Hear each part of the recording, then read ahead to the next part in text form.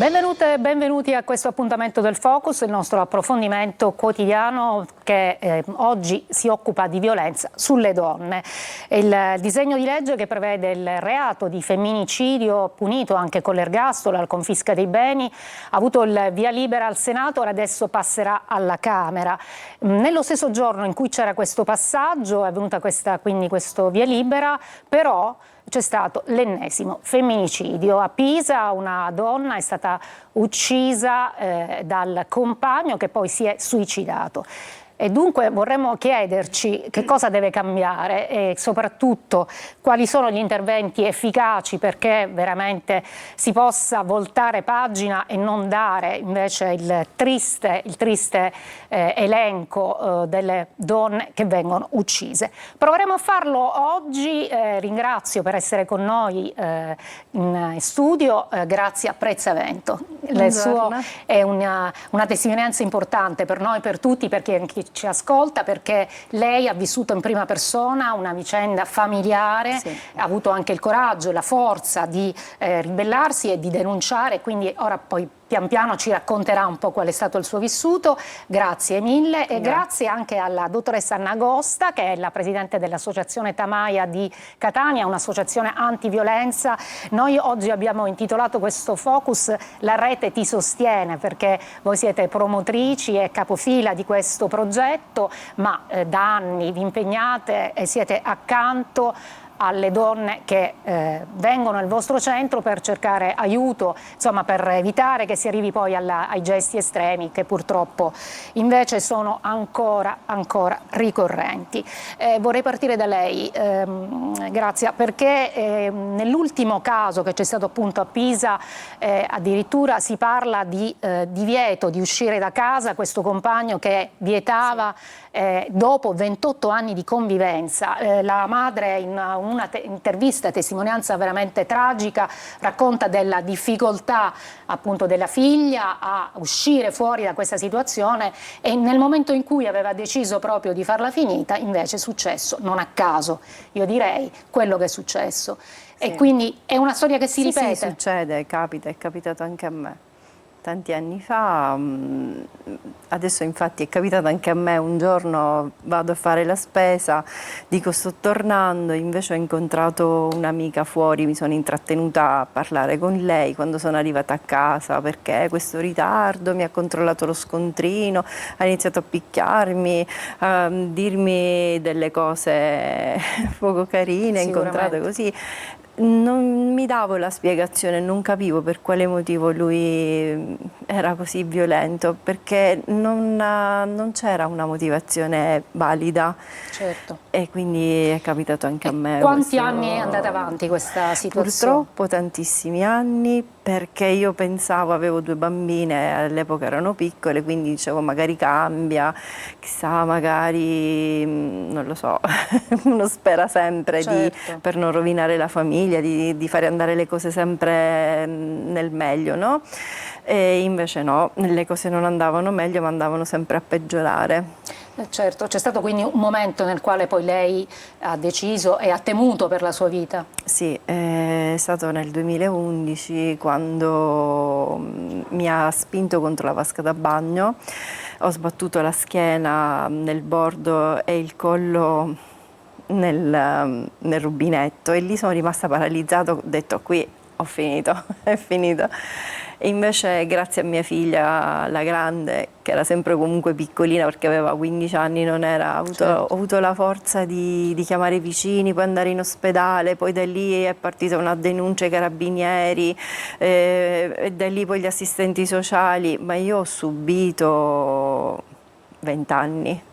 Nel silenzio, nella paura che potesse succedere qualcosa alle mie figlie o non lo so, si ha paura, non si ha il coraggio. Invece io voglio dire a tutte le donne che ha una piccola scintilla, un qualcosa, chiedete aiuto, parlatene con degli amici, con delle persone che... Ora ne parleremo anche di questo. Io invece chiedo alla dottoressa Costa quante volte si è sentita ripetere appunto una donna che dice beh, io aspetto che cambi, spero che cambi, e poi non cambia la situazione, anzi, come ci diceva la signora Prezzavento, peggiora, anzi rischia proprio di diventare poi mortale. Sì, assolutamente. Questo è uno dei motivi per i quali molto spesso le donne non decidono di non chiedere aiuto, perché pensano che l'uomo che hanno scelto possa cambiare, possa cambiare la situazione, possono mettere in atto delle strategie per bloccare la violenza, ma in realtà nel momento in cui le donne cominciano a chiedere maggiore libertà, quello è il momento in cui la violenza può avere un'escalation molto grave. Raccontava appunto di un episodio la signora poc'anzi, ed è un episodio che noi leggiamo chiaramente come un controllo, perché la violenza è molto subdola, non si manifesta in maniera diretta con uno schiaffo, perché noi diciamo questo alle donne, tutte noi saremmo in grado di riconoscere la violenza se al primo appuntamento un uomo ci offendesse o ci desse uno schiaffo, uno spintone, ma la violenza è una dinamica molto subdola e molto lenta, che parte da quella che può sembrare una gelosia sana, perché ci insegnano che se chi tiene a te vuol dire, sei geloso vuol dire che tiene a te, ma questa gelosia poi diventa controllo, limitazione della propria libertà, violenza psicologica, in alcuni casi violenza fisica. Mi sente? Mi sentite? Sì, ora sì, la risentiamo. In alcuni casi dicevo anche violenza fisica e violenza sessuale anche nella relazione intima affettiva. Quello che noi facciamo con le donne quando ci chiedono aiuto è partire dal riconoscimento che quella che stanno subendo è una forma di violenza, che la violenza non riguarda solo quella donna che ci sta chiamando, ma riguarda in un certo modo tutte noi donne, perché a più livelli le donne subiscono delle forme di violenza nei contesti pubblici e nei contesti privati, e questo ha una potenza molto forte. Per questo noi diciamo che facciamo un lavoro politico e di cambiamento culturale, perché insieme sosteniamo delle donne. Noi siamo delle donne che hanno una specializzazione, ma che hanno l'obiettivo di sostenere altre donne per uscire dalla violenza maschile, attraverso poi tutta un'attività che ovviamente di cui il fulcro è il centro antiviolenza, ma poi si ramifica, come dire, in un sistema strutturato di azioni, grazie anche alla rete che promuoviamo. Alla rete, appunto. Ora poi ne parleremo. Invece, grazie. Io quando spesso sento dire no, era una coppia apparentemente tranquilla, andava tutto bene, sì. Le persone dicevano era un uomo riservato, no? Mi chiedo, poi invece poi ci sono questi gesti, li conosciamo, di una violenza inaudita, e soprattutto anche mi chiedo il ruolo delle famiglie. Sì. Cioè non solo quelle interne, ma anche sì. I genitori, i parenti, insomma. Beh, diciamo che quando sei dentro non ti rendi bene conto di che cosa ti sta succedendo, cerchi appunto di dire oh magari cambia e vabbè forse magari, e poi ti fanno una violenza anche psicologica, un lavaggio del cervello, come se la colpa veramente fossi tua, tu sei quella sbagliata, tu stai sbagliando, tu non sai fare niente, tu non vali niente, se lo dici è peggio per te perché poi la gente ti sminuisce, quindi cerchi di coprire questa cosa, allora esci e ti metti una maschera, fai finta che va tutto bene, la famiglia del mulino bianco, almeno io parlo per me, io facevo così, sì. Avevo paura di dire che cosa veramente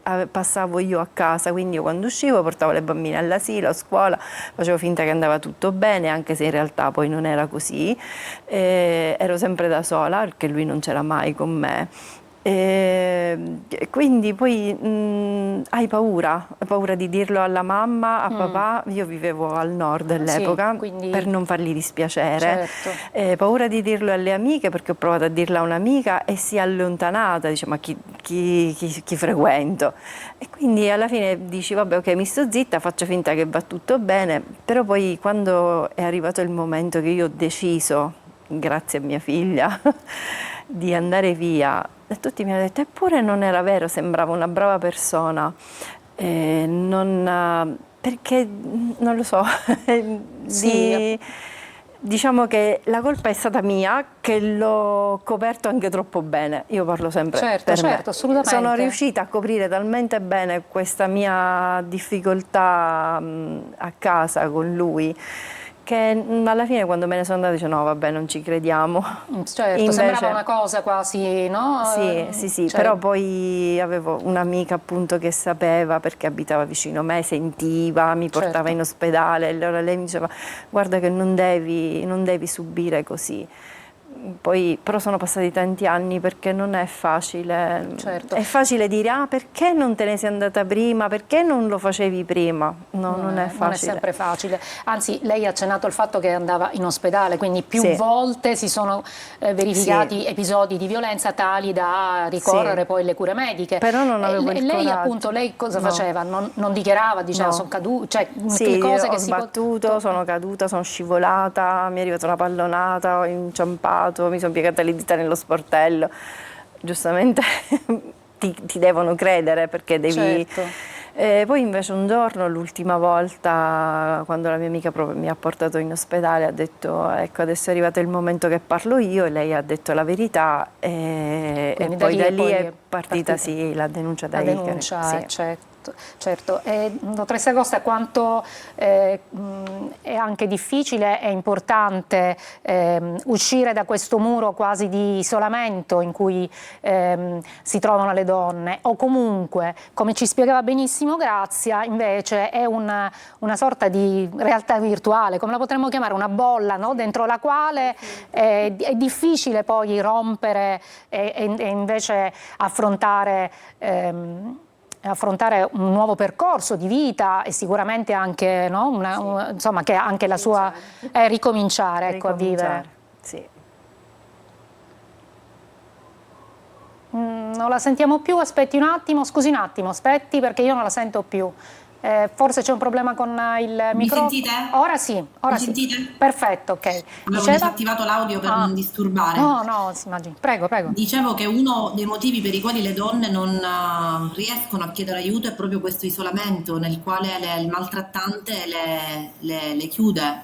Le donne che subiscono violenza molto spesso sono isolate dalle loro reti amicali, dalle loro reti familiari, spesso perdono il lavoro a causa della violenza, o non gli è concesso di lavorare, e anche per la paura di subire ulteriori ripercussioni. Ed è molto grave quello che è successo alla signora, cioè che si sia rivolta tante volte al pronto soccorso e che non ci siano stati operatori, operatrici in grado di riconoscere quei segnali e quegli indicatori tipici della violenza, perché quello che fa la signora lo fanno tantissime donne. Purtroppo. Inventare delle scuse, ma un operatore, un'operatrice con una formazione specifica riesce a cogliere, a fare delle domande, ad accogliere le donne, perché anche quello che diceva prima mi ha colpito. Non mi credono, ti prendono per pazza, nessuno mi crede. È questo che l'uomo maltrattante fa credere alle donne, e noi dobbiamo rompere questo muro. Dobbiamo avere operatori e operatrici in ogni ambito, con una formazione specifica, che riconoscono gli indicatori della violenza e possano farle emergere, ovviamente ascoltando le donne, i loro tempi, i loro desideri, perché anche spingerle in maniera come fosse un obbligo alla denuncia, questo è poco funzionale, nel senso che, voglio spiegarlo bene, è chiaro che quando la donna si trova a rischio estremo è necessario immediatamente contattare le forze dell'ordine, ma ricordiamoci che il momento in cui la donna denuncia è spesso il momento più pericoloso, quindi è importante che una donna denunci quando è in sicurezza, quando magari ha già contattato un centro antiviolenza, quando è già consapevole e quando non c'è il rischio che torni indietro, perché questo poi nel suo percorso può avere un impatto molto, molto negativo. Per questo noi diciamo sempre: contattate i centri antiviolenza con fiducia, perché è anche un modo per elaborare insieme un percorso alternativo, mettersi in sicurezza sicurezza e arrivare a fare il passo della separazione e della denuncia con una, essendo come dire rinforzata. Noi parliamo di empowerment proprio nel senso letterale del termine, rinforzare le donne di quelle capacità che hanno perso a causa della violenza, ma che hanno, le donne vittime di violenza, come la signora che è qui di fronte a me e che ammiro per il coraggio, insomma, di questa testimonianza. È una donna forte, è una donna che sicuramente è stata infragilita dalla violenza, ma è una donna forte che ha avuto il coraggio di venirne fuori e gli strumenti per risollevarsi. Questo è molto importante, diamo questi messaggi alle donne. Certo, assolutamente. Le chiedo però, secondo lei parlava di operatori specializzati, cioè pronti o quantomeno che hanno gli strumenti per capire, per esempio, quando arriva una persona che ha subito determinate violenze. Lei, secondo lei ci sono nelle strutture sanitarie questi operatori formati proprio per questo tipo di, appunto di aggressioni? Allora, diciamo che dal 2019 tutte le aziende ospedaliere devono dotarsi di una procedura interna per l'accoglienza delle donne vittime di violenza e hanno l'obbligo di avere un personale specializzato, quindi fin dal triage le donne devono essere accolte da un personale che abbia delle competenze, vengono fatte alle donne delle domande per fare una valutazione del rischio e capire effettivamente la gravità della situazione che stanno vivendo, devono essere in grado di attivare la rete antiviolenza, devono dare delle informazioni rispetto ai servizi del territorio come appunto i centri antiviolenza. Quello che noi riscontriamo sul nostro territorio, e non lo dico con un tono polemico ma è un dato di realtà, è che ancora questa formazione diciamo è un po' a macchia di leopardo, e quello che noi stiamo facendo come ente che coordina la rete antiviolenza della città metropolitana di Catania è promuovere delle attività di formazione a tappeto con gli operatori e le operatrici delle forze dell'ordine, delle aziende ospedaliere, dei servizi sociali, perché il fenomeno della violenza maschile sulle donne è un fenomeno molto complesso e anche per riconoscerlo bisogna fare un lavoro anche con se stessi, liberarsi di quegli stereotipi che ancora ci portano a giudicare le donne, a non credere alle donne, a ritenerle colpevoli della violenza che subiscono, perché se un assistente sociale o un operatore delle forze dell'ordine dice alla donna ma lei cosa aveva fatto? La signora forse ha esagerato, già questo come dire dà alla donna un senso di sfiducia totale nelle istituzioni, perché se non si crede, non si sente creduta nemmeno da chi dovrebbe proteggerla, la donna interromperà quel percorso. Quindi questo è molto importante. Infatti voglio chiedere, scusi se le interrompo, voglio chiedere a Grazia se è stato per lei così, perché lei poi si è rivolta alle... Allora io voglio fare un attimino un passo indietro per quanto riguarda in ospedale. Per esempio mi accompagnava lui e mi diceva guai a te se dici cosa è successo, perché sennò poi dopo a casa finisce peggio. Quindi infatti dovevo fingere, dire ho sbattuto, sono caduta. Ok, lì però non è che una volta che tu dici che hai sempre quel terrore che quando poi arrivi a casa magari succede di peggio, quindi ti devi stare anche zitta. Poi anche infatti quando è capitato che a volte andavo in caserma, sempre accompagnata da un'amica, perché io non avevo mai il coraggio, perché avevo paura più che non avevo il coraggio, però lei magari cos'è che ha fatto? Magari non so, suo marito si è comportato in questa maniera perché magari lei lo ha istigato, si è comportato in una maniera, quindi una volta che io dico ma cosa ci vado a fare se neanche mi credi, perché è per forza così che la donna magari il marito si ingelosisce, ma non è possibile. Infatti. E questo è molto grave, penso, lo ritiene grave, dottoressa Agosta, questo atteggiamento, ma quello di cui parlava prima? Questo è assolutamente gravissimo, perché rivittimizza le donne e come dire sposta l'asse della responsabilità da chi la violenza agisce a chi la violenza invece la subisce. E questo devo dire che succede molto meno. Io, se ho capito bene, i fatti di cui lei parla sono del 2011, qualche anno fa, quindi c'è una maggiore, sono passati 15 anni, in 15 anni l'Italia si è dotata di alcuni strumenti fortuna, che hanno avuto un impatto molto importante. Oggi per esempio le forze dell'ordine sono obbligati a dare il numero del centro antiviolenza più vicino. Sì, Questo è molto importante perché per esempio noi abbiamo un riscontro di dati importanti, cioè la maggior parte degli invii da parte delle istituzioni provengono dalle forze dell'ordine. e quindi Anche le forze dell'ordine, la questura e i carabinieri ehm, affrontano dei percorsi di formazione interna sul tema e questo è molto importante. Quindi c'è, come dire, una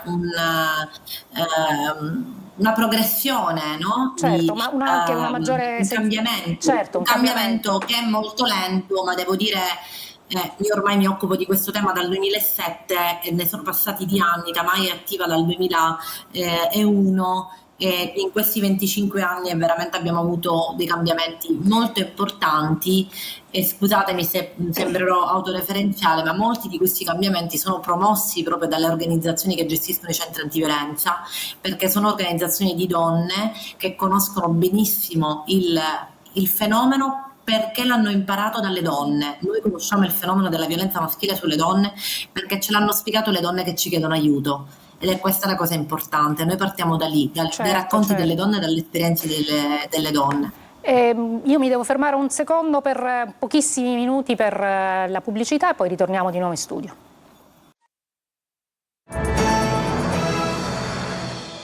Eccoci in studio, stiamo parlando di violenza sulle donne. È arrivato un messaggio che le giro subito, dottoressa Costa, abbiamo pochissimo tempo purtroppo. Dice questa telespettatrice: vorrei chiedere come si può contattare un avvocato per poter avere delle notizie, quindi avere un aiuto, grazie mille. Quindi insomma ancora c'è tanta richiesta, tanta anche, come dire, interesse, no? C'è tantissima richiesta, noi accogliamo circa 300 donne ogni anno. Per rispondere alla signora che ha scritto può rivolgersi al centro antiviolenza Tamaia di Catania al numero 095 72 23 990. Risponderà un'operatrice specializzata con la quale parlerà del problema che sta vivendo e poi all'interno del centro antiviolenza abbiamo anche delle avvocate esperte e quindi a seconda del caso potrà poi fare, una volta iniziato il percorso, anche delle consulenze con delle avvocate specializzate sia penaliste che civiliste. Perfetto, io le chiedo l'ultima cosa anche perché oggi volevamo anche discutere di questo, ma in realtà forse lo faremo in un altro appuntamento. La Regione Siciliana ha stanziato 1 milione e quasi e mezzo di fondi per le associazioni che proprio sono vicine alle donne, ovviamente che hanno subito violenza, per promuovere delle borse di lavoro, insomma delle occasioni anche per poter concrete. Penso anche al reddito di libertà, insomma degli appigli, degli agganci che una donna molte volte magari per problemi economici non abbiamo il tempo per affrontarlo, però è forse il motivo principale, no, per cui molte donne poi restano dentro e subiscono. Questi sono strumenti. Sicuramente è vero, è uno dei motivi per i quali le donne restano dentro la relazione violenta, perché pensano di non avere possibilità, soprattutto quando hanno dei figli. Oggi abbiamo un riconoscimento importante, che è la legge che ha istituito la misura del reddito di libertà, che dà un sostegno alle donne. Chiaramente mi permetta di dirlo, una goccia in mezzo al mare, perché parliamo di 5.000 euro in un anno, una tantum, per un numero di donne veramente esiguo in tutto il territorio nazionale. Bene questo bando della Regione che prevede dei supporti per l'inserimento lavorativo, per l'emergenza abitativa e anche la prevenzione nelle scuole. Noi questo lo facciamo da sempre, cercando fondi attraverso una progettazione indipendente, perché noi non abbiamo fondi stabili, quindi questo è anche molto importante. Cioè, queste misure sono importanti sì, ma sarebbe importante stabilizzare i centri antiviolenza, perché senza centri antiviolenza le donne non possono accedere a tutte queste misure che sono, come dire, veicolate dai centri antiviolenza. Quindi anche il reddito di libertà. Io da legale rappresentante dell'associazione devo certificare che quella donna sta presentando la richiesta sia effettivamente una donna vittima di violenza. La mia certificazione è a corredo di quella dei servizi sociali, quindi riconosciamo l'importanza dei centri antiviolenza, perché altrimenti le donne non avrebbero quello spazio di ascolto e di accoglienza che le sostiene il loro percorso di uscita dalla violenza e mi permetto anche di Assolutamente. dirlo, sono dati non ufficiali, ma da quello che noi leggiamo dalla stampa, molto spesso le donne che muoiono per mano dell'uomo che diceva di amarle sono donne che non hanno avuto modo di accedere ai centri antiviolenza. Questo è un dato importantissimo che Certo, dobbiamo tenere in assolutamente. considerazione. E Ehm, sono donne invece che molto spesso avevano denunciato, che erano conosciute ai servizi e che quindi probabilmente non erano state credute e non si era ben attivata la rete che avrebbe dovuto invece sostenerle. Grazie, io vorrei dedicarle questi ultimi minuti perché so che lei magari oggi la sua testimonianza per noi è veramente un grande valore, ma nello stesso tempo, lei lo diceva quasi all'inizio, no? Cioè Sì, rivolgersi a altre sì, donne, chi da donna che ha sì, vissuto può dare sì. importantissimi centri antiviolenza, ce lo Sì, diceva. io infatti mi ritengo una sopravvissuta, lo dico sempre scherzando ma anche seriamente perché tantissime volte ho rischiato la vita e oggi grazie appunto ai carabinieri, alle forze dell'ordine sono riuscita a uscire da questa bolla, come l'abbiamo chiamata prima, questa palla di vetro dove non puoi uscire, non ci entri ma non ci puoi uscire. E cosa si sente di dire quindi magari a È chi si così, trova nelle sue stesse condizioni in questo purtroppo mi momento? rendo conto che non è facile, ma fatevi aiutare, chiedete, basta anche solamente andare anche dai carabinieri o dagli assistenti sociali che a me hanno aiutato tantissimo, io sono andata via grazie a loro, in silenzio, lasciando tutta la mia vita al nord, portandomi solo le mie figlie. E ora mi ritengo una sopravvissuta e sto Certo, bene. assolutamente un inizio. Grazie, grazie veramente per la sua testimonianza, grazie anche ad Anna Agosta dell'Associazione Tamaia di Catania, le auguro buon lavoro, ne ha tanto da quello che insomma ci siamo dette oggi. Sì, Grazie anche a chi ci ha grazie a voi. ascoltato, grazie e alla prossima. Alla prossima.